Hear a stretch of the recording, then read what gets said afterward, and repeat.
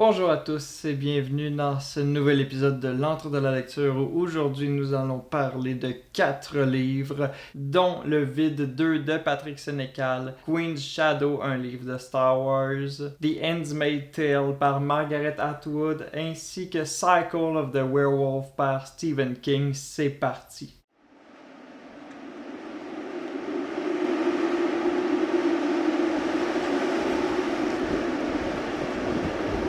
C'est la deuxième fois que j'enregistre cet épisode à cause de mon nouveau projecteur, c'est-à-dire il a flouté mon visage durant les 45 minutes de rush que j'avais, donc j'ai dû tout recommencer en espérant que ça fonctionne cette fois-ci. Donc vous savez, sur cette chaîne, nous avons parlé à quelques reprises de l'auteur Patrick Sénécal. Il s'agit de l'un de mes auteurs préférés. J'ai lu pratiquement tous ses livres et il m'en restait un seul à lire que j'ai obtenu lors de mon dernier salon du livre à Sherbrooke en 2024. Il s'agit du Vide 2. Sur cette chaîne, on aime beaucoup parler des deuxièmes livres et jamais des premiers. Dans l'histoire du premier tome, on suivait 3 personnages. Un psychologue du nom de Frédéric Ferland, qui est complètement désabusé de la vie en général, aucun remords sur quoi que ce soit parce qu'il fait beaucoup de choses horribles, prêt à sacrifier le secret médical. Il y a Pierre Sauvé, qui est un policier, et également Maxime Lavoie. Celui-ci est un milliardaire qui a hérité de la fortune de son père et qui doit diriger maintenant une compagnie de ski. Et lui, c'est pas sûr qu'il l'accroche la vie de milliardaire, donc à un moment donné, il va tout laisser tomber après un voyage en Gaspésie qui va le marquer et il va fonder son émission Vivre au Max. C'est en plus une émission encore plus regardée que Occupation Double, des affaires de même. Dans Vivre au Max, vous réalisez vos rêves les plus fous et Max fait en sorte de les diffuser et de les réaliser. Mais ça va dans l'extrême. Donc si vous voulez exposer votre patron qui vous a renvoyé et qui faisait des attouchements, des affaires comme ça, ben vous pouvez vous inscrire, c'est bien. Et également, si vous voulez vous battre contre 5 personnes parce que vous êtes une femme et que vous voulez vous montrer indépendante et forte de tout le monde, vous avez le droit aussi, c'est juste que faites pas ça, ça fait mal. Et dans tout ce chaos, il y a une fusillade qui se déclenche à Drummondville. Drummondville qui est comme la ville de Patrick Sénécal, c'est comme l'état du Maine pour Stephen King. On va en parler plus tard. Et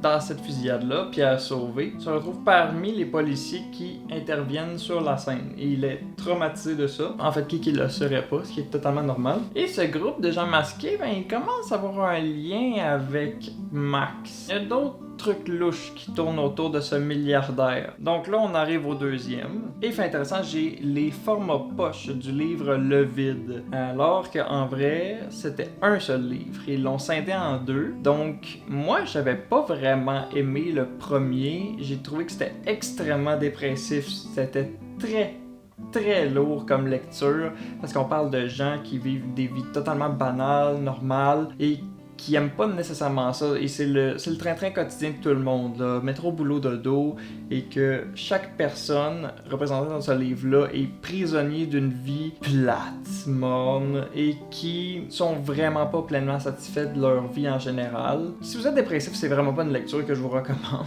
Et là, dans le deuxième, on suit cette enquête-là et on en apprend plus. Fait intéressant également, le livre n'est pas construit comme un roman normal, c'est-à-dire, c'est pas chapitre 1, chapitre 2, chapitre 3, des fois on peut sauter de chapitre 35 à chapitre 5, ça aide beaucoup à comprendre où est-ce qu'on est dans l'histoire. Par contre, je ne vous recommande pas du tout de lire le chapitre 1, 2, 3, 4 parce que vous allez vous spoiler énormément de trucs. C'est même l'auteur qui me l'a dit lorsqu'il m'a fait la signature.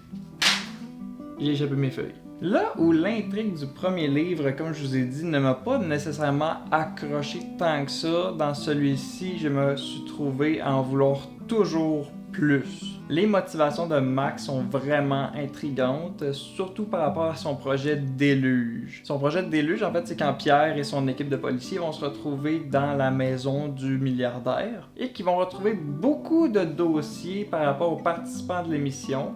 Max garde tous les dossiers et il y en a quelques-uns qui sont marqués d'un D. Il y a quelque chose qu'il remarque aussi, c'est qu'il y a des gens qui sont morts après leur participation à l'émission et que, ces gens-là sont inscrits inscrit dans les dossiers de Max qui sont morts. Donc il y a quelque chose de vraiment louche avec tout ça. Je pense sincèrement que c'est le livre. Je parle du deuxième, au pire, on va tout le même dans le même panier.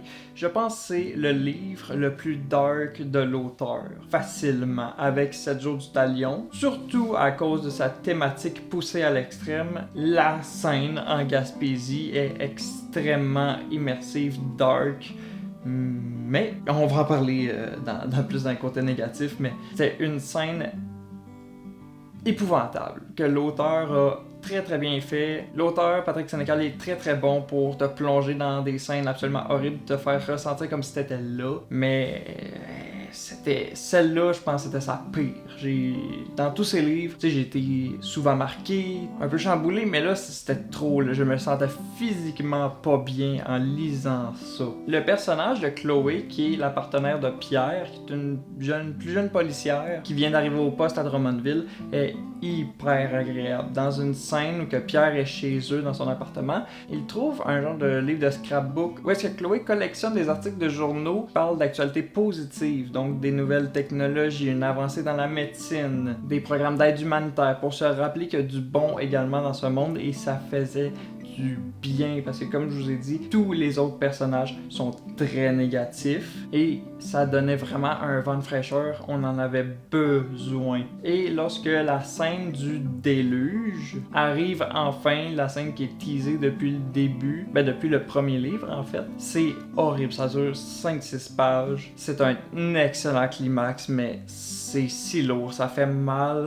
de lire ça, mais ça reste un excellent passage, même si, en tant que tel, c'est absolument horrible. En tant que livre d'horreur, de thriller, c'est une fin absolument originale, mais épouvantable. La scène de la Gaspésie, je l'ai dit, c'est autant un point positif dans le sens que ça t'immerse dans l'horreur, mais c'est beaucoup trop. Dans le fond, Max se retrouve en Gaspésie, je ne vous dirai absolument rien parce que je ne veux pas vous spoiler et que de toute façon, je veux pas que ma chaîne se fasse supprimer. Max se retrouve en Gaspésie, il veut juste prendre des vacances de sa job de milliardaire, de boss d'entreprise, et ça se comprend, ça n'a pas l'air très wow qu'est-ce qu'il vit. Mais lorsqu'il se retrouve en Gaspésie perdu, il retrouve une maison où il y a un jeune enfant avec 2 adultes des plus redneck possibles. Et dans cette maison-là, il va retrouver le pire du pire de l'humanité. Tout ce que vous pensez du pire de l'humanité, mettez-les toutes dans une scène et c'est là. C'est ça qui a poussé Max à devenir ce qu'il est. Et ouais, c'était trop. C'était beaucoup trop. Je me suis vraiment posé la question comment est-ce que l'auteur n'a pas eu de problème avec la loi, en fait, puisqu'il y a eu quelques années, il y a eu le livre Hansel et Gretel des contes interdits. Il s'est retrouvé en cour, même à la Cour suprême, il me semble, pour des trucs de pédophilie, mais finalement, ils ont gagné, puisque c'était en rien quelque chose pour glorifier ses actes. C'était des actes horribles et clairement des trucs négatifs, jamais dans le positif. Donc là-dessus, ils ont gagné liberté d'expression et tout. Mais si ce livre-là sortait aujourd'hui, je pense que l'auteur aurait des très gros problèmes parce que c'est immonde. Et comme je vous l'ai dit, si vous êtes dépressif, ne lisez pas, parce que clairement c'est pas bon pour vous. Mais sinon, ça reste une excellente lecture si vous êtes dans le thriller, le psychologique, l'horreur. Allez-y tranquillement par contre. Deuxième livre que j'ai lu se nomme Queen's Shadow, un livre de Star Wars par A.K. Johnston. C'est la même autrice que le livre Ahsoka et je m'en suis rendu compte après avoir reçu ces livres que j'avais demandé à Noël il y a 1 an, puisque j'ai vraiment pas aimé Ahsoka. Je m'attendais vraiment à aimer plus ça, étant donné que Ahsoka c'est un de mes personnages que j'adore dans Star Wars, surtout dans Clone Wars et Rebels, et sa série. Dans le fond, j'aime beaucoup Ahsoka. Donc, quand j'ai vu que c'était la même autrice, j'ai fait un petit saut parce qu'en plus j'ai demandé les 2 autres livres de la trilogie de Padmé. Mais finalement, c'était une bonne surprise quand même. Puisque dans Queen's Shadow, ça se passe quelques années après l'épisode 1. La reine Amidala a fini son règne. Il y a des nouvelles élections, donc on lui demande de devenir sénatrice pour la planète de Naboo en tant que représentante de cette planète-là sur Coruscant. Et c'est les débuts de son travail en tant que sénatrice. Donc c'est vraiment aussi simple que ça pour tout le livre.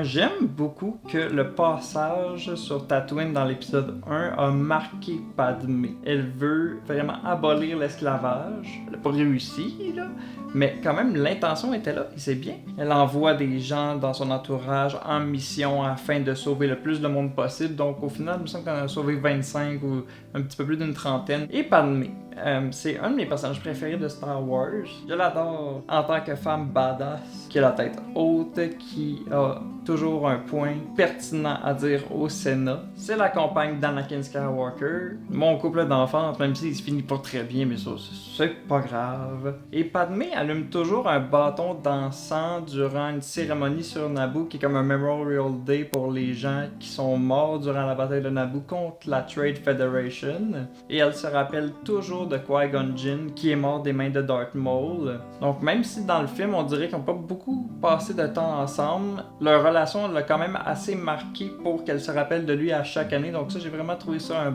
passage touchant. J'aime qu'en cas de doute ou de danger, Padmé utilise ses servantes qui lui ressemblent pratiquement parfaitement afin d'échanger leur rôle. Donc elle devient une servante, l'autre devient la sénatrice. Ça sert beaucoup dans l'espionnage. J'ai vraiment trouvé que c'était un point divertissant, que ça appuyait vraiment le côté comme parano du personnage parce qu'elle est sûre de rien, surtout qu'elle est à Coruscant et que là elle doit faire face à des tentatives d'assassinat, des trucs de même. Donc vraiment un point intéressant. Par contre, c'est un livre que si vous êtes fan de Padmé, je vous le conseille, très bien. Mais si c'est un personnage que vous appréciez de loin, que vous l'avez juste vu dans les films, je ne vous le conseille vraiment pas parce que vous allez trouver que c'est une lecture chiante parce qu'il se passe pas grand chose. C'est le fun, le développement du personnage. Tu sais, comme moi, je l'adore ce personnage-là, donc ça m'a fait plaisir de voir comment elle a grandi, comment elle a évolué au sein du Sénat.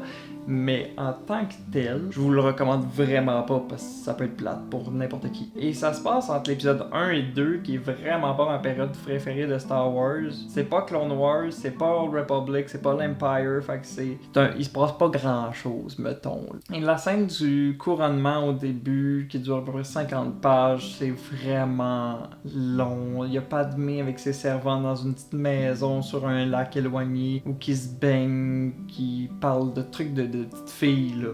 Mais moi, Padmé, j'ai toujours vu ce personnage-là comme une femme très très mature, en fait, dans le corps d'une personne de 14 ans. Au début, dans l'épisode 1 en tout cas, son rôle en tant que reine, c'est son peuple. C'est ça l'essentiel du personnage, surtout dans l'épisode 1. Dans l'épisode 2, c'est le Sénat, son rôle de politicienne. Elle veut même pas penser à l'amour parce que son rôle avant tout, c'est d'aider son peuple. C'est même pas elle qui passe en premier, c'est tous les gens derrière elle. Donc, les scènes, on est dans une piscine en costume de bain à s'éclabousser, tout avec de l'eau. C'est vraiment pas pertinent pour moi. Mais quand même, c'était une bonne lecture. C'est pas ces petits points-là qui vont faire en sorte que c'était pas un roman agréable à suivre. Par contre, c'est comme je vous dis, faut vraiment que vous soyez fan du personnage. Troisième livre de cet épisode, il s'agit de The Handmaid's Tale par Margaret Atwood. Il s'agit d'une dystopie extrêmement connue qui a fait des séries, me semble un film dans les années 90, il y a très longtemps. On suit Offred, une servante prisonnière d'une Amérique dominée par un régime totalitaire appelé République de Gilead. À cause de la pollution et des maladies, la plupart des femmes sont devenues stériles. Celles qui sont encore fertiles, appelées servantes, sont forcées à avoir des enfants pour les familles dirigeantes. Donc laissez-moi vous dire que ça respire la joie dans ce livre. Dans les points positifs, la servante s'accroche vraiment à des méfaits, mais des tout petits méfaits, genre quand elle se fait contrôler par un garde lors d'une simple promenade à l'extérieur. Fait que tout le monde peut pas la voir parce qu'elle a genre des œillères. On va dire un gros châle d'en face, un petit casque, quelque chose, l'affaire qu'on voit sur le livre en tout cas. Et durant le contrôle de sécurité où elle s'identifie comme Offred, ben elle veut, je pense, cacher son visage ou dévoiler une petite partie de son visage qui est pas supposé, que le garde est pas supposé voir. Ben juste ce petit passage-là, c'était une petite victoire pour elle, c'était le fun. Fait qu'il y a beaucoup de petits passages comme ça où elle se réjouit des moments où elle n'est pas dans une cage, même si en fait elle l'est constamment, mais ces petits moments-là la fait sortir peu à peu pour revenir tout de suite après, mais quand même ça lui donne un mini sentiment de liberté qu'elle a vraiment besoin. Le style de Margaret Atwood est vraiment unique. Académique, mais surtout poétique et jolie. On ne raconte pas une histoire de façon plate et linéaire. Ça peut être un petit peu négatif, mais on suit Offred dans sa vie de tous les jours et il n'y a pas nécessairement de grosses péripéties qui arrivent, mais c'est un nouveau point de vue qui est intéressant à suivre. On n'a pas situation 1, situation 2, situation 3, situation finale. C'est vraiment, on suit son quotidien et c'est tout. Il y a des petits éléments qui s'accrochent des fois et qui font progresser l'histoire, mais ce qui est vraiment important, c'est le monde qui l'entoure. Mais étant donné qu'on nous donne pas beaucoup de détails, ça nous laisse beaucoup d'interprétations. Pour certains, ça peut être un point positif comme négatif. Pour moi, ça m'a bien accroché. C'est sûr que parfois, j'aurais voulu un petit peu plus de détails par contre. Et j'aime qu'on peut aisément faire des liens avec ce qui se passe aujourd'hui dans le monde. Tu sais, c'est pas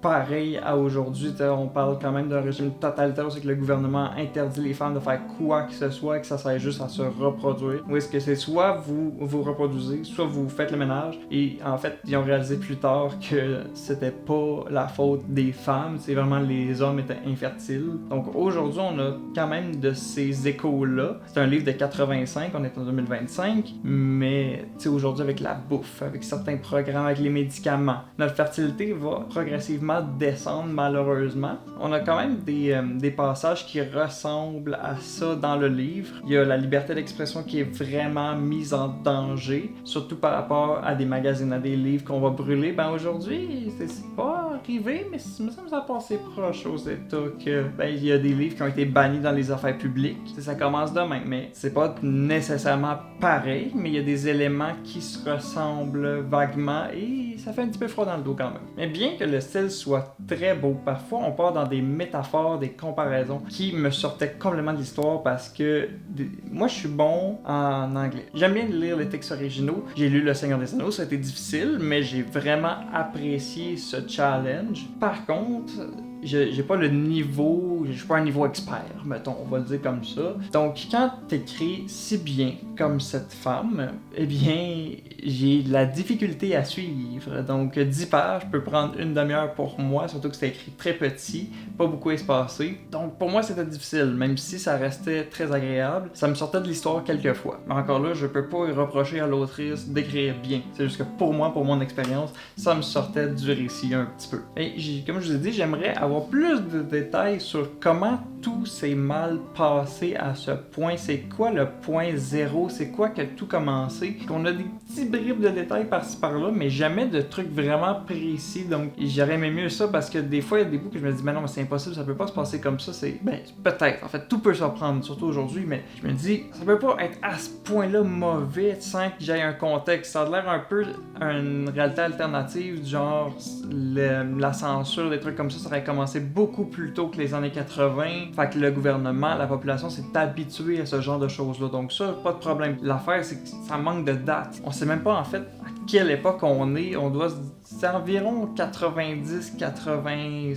Je pourrais pas vous donner de date précise. Peut-être que la série donne plus de précision, mais je l'ai pas vue encore. Mais elle m'intéresse quand même pas pire. Ah, puis le dernier segment qui s'appelle Historical Notes, elle casse un peu la fin pour moi parce que ça se passe 150 ans après la fin du régime. On retrouve des cassettes que Offred s'est enregistré dessus et il y a comme une conférence universitaire. Donc, la laveuse a terminé. La sécheuse. Ouais, la sécheuse est terminée. Et dans cette conférence-là, le monsieur présente en fait qu'est-ce qui s'est passé dans le régime, présente des passages de la vie d'Offred, des servantes et tout, mais ça nous explique pas tant de choses. Donc j'aurais coupé ce passage-là personnellement. À un moment donné, je voulais arrêter de le lire parce que je voyais pas ça donnait quoi. Mais quand même, je me suis dit, il faut que je le termine de lire. Je l'ai terminé, ça m'a pas plus aidé. Mais moi, je peux dire que je l'ai terminé à 100%, ça c'est déjà pas pire. Donc bilan.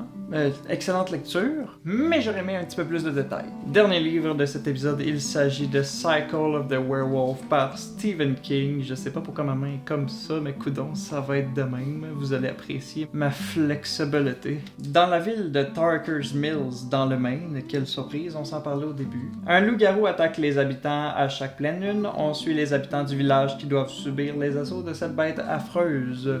Fait intéressant. Il y a des illustrations et le livre est tout petit, peut-être 120 pages. Il y a tellement de passages, c'est que les mois prennent une page ou deux même, donc il y a 12 mois, donc déjà on a 24 pages à peu près juste pour les mois. Il y a les illustrations en tant que telles, donc on a un livre de comme 65 pages environ en tout. Les calculs, c'est pas mon fort, enfin, vous faites ce que vous voulez là-dessus, là, mais on n'a pas affaire avec un gros livre, mais quand même une petite pépite intéressante. Et ma relation avec Stephen King, en fait, pendant un temps, j'ai apprécié beaucoup. Carrie, c'est un de mes livres préférés, facilement dans mon top 10. Il m'a marqué. J'ai aimé Misery. Il y a certains aspects que j'ai trouvé vraiment bizarres, mais comme The Shining, j'ai vraiment pas embarqué. Les buissons en forme d'animaux qui prennent vie, les tuyaux d'arrosage qui ont des dents, Jack qui est armé d'un club de cricket en bois, parcourt les couloirs de l'hôtel en voulant tuer sa famille plutôt qu'une hache dans le film. Moi j'ai trouvé ça vraiment bizarre, mais comme The Outsider, même chose. J'aurais adoré l'aimer. Au début, c'était même dans mes top livres de Stephen King facilement, et après ça s'est cassé la gueule pour moi. Donc il y a beaucoup de livres comme ça que j'aurais vraiment aimé parce que ça reste Stephen King qui est un maître de l'horreur, maître des livres en tant que tel, qui a façonné le monde de la littérature grâce à son style, grâce à ses détails, grâce à ses idées horrifiques, mais moi, il y a plusieurs éléments qui m'ont pas rejoint malheureusement. Dans Cycle of the Werewolf, c'est un petit peu différent parce que, il y a beaucoup de trucs de Stephen King qui revient, les personnages très stéréotypés, très alcooliques, religieux, qui sont batteurs de femmes. Mais c'est là, pourquoi je dis que c'est une petite pépite, c'est parce que c'est vraiment un ovni en fait dans ma bibliothèque. Là, c'est vraiment avec des petites illustrations, c'est petit, donc je sais pas, c'était un petit moment de fun à passer. C'était une ou deux soirées de lecture, pas plus. À chaque mois, il y a une illustration qui témoigne de l'attaque du loup-garou. Chaque illustration est très jolie et j'aime que les passages sont courts, les attaques des loups-garous sont très impressionnantes. En tant que tel, c'était bien, ça passait bien le temps. Et les illustrations, majoritairement une attaque de loup-garou. Malheureusement, il arrive que ça spoil en fait qu'est-ce qui va se passer durant cette attaque. L'image peut apparaître avant l'attaque. Donc l'attaque pourrait survenir une page plus tard après l'illustration, donc ça disait comment la personne allait mourir. C'était moyen. Mais à part ça, c'est pas mal tout ce que j'ai à dire par rapport à ce livre-là. C'était une très bonne pépite. Alors, pour mon ordre de recommandation, à la 4e place, on a Queen's Shadow avec un C+, ou un 3.5 étoiles. Ça restait une bonne lecture, mais à part si vous êtes fan de Palmy, je vous le recommande pas. Il se passait pas grand-chose, mais c'était intéressant de voir évoluer ce personnage-là. Avec un B à la 3e place, nous avons The Cycle of the Werewolf. Une bonne lecture, c'était pas extraordinaire, puisque comme je vous dis, il y avait beaucoup d'éléments très stéréotypés de Stephen King. Mais à part ça, j'ai vraiment accroché à la petite histoire. Très prévisible, mais quand même t'embarques là-dedans, parce que moi, les loups-garous, c'est ma passion. Donc quand même un 4 étoiles sur 5. Très bonne lecture. Avec un B également, mais pour différentes raisons, nous avons The Handmaid's Tale. J'aurais vraiment aimé mieux, plus de détails par rapport à l'univers où se déroule toute l'intrigue. Mais c'était très très bien écrit et l'atmosphère oppressante te donnait vraiment envie de continuer, de savoir si est-ce que ce personnage-là va survivre. Donc très hâte de découvrir la série également, peut-être Testament. Et sans surprise, nous avons à la première place du podium avec un A, soit... Voyons mon bras... avec 4.75 sur 5, j'adore être très précis, c'est-à-dire avec un A, c'est bien ça, avec un A également. Le livre Vide 2 de Patrick Sénécal, une excellente lecture, sauf si vous êtes dépressif, lisez pas ça du tout. Et c'est pas mal tout pour cet épisode, merci à tous d'avoir suivi. Nous allons nous retrouver éventuellement, puisque j'ai beaucoup de projets en ce moment, et également, le livre que je suis en train de lire, il est très très gros, il s'agit de Malice par John Gwynne, on a parlé de Younger of the Gods sur ma chaîne il y a quelques mois maintenant. Et bien maintenant je suis en train de découvrir sa première série de Fightful and the Fallen. Et c'est très très long, c'est 628 pages, je suis à 400 pages, donc je prends mon temps parce que c'est une énorme brique. Vous pouvez vous abonner, partager, commenter qu'est-ce que vous lisez en ce moment, mettez un petit like et on se revoit pour une prochaine fois. Salut!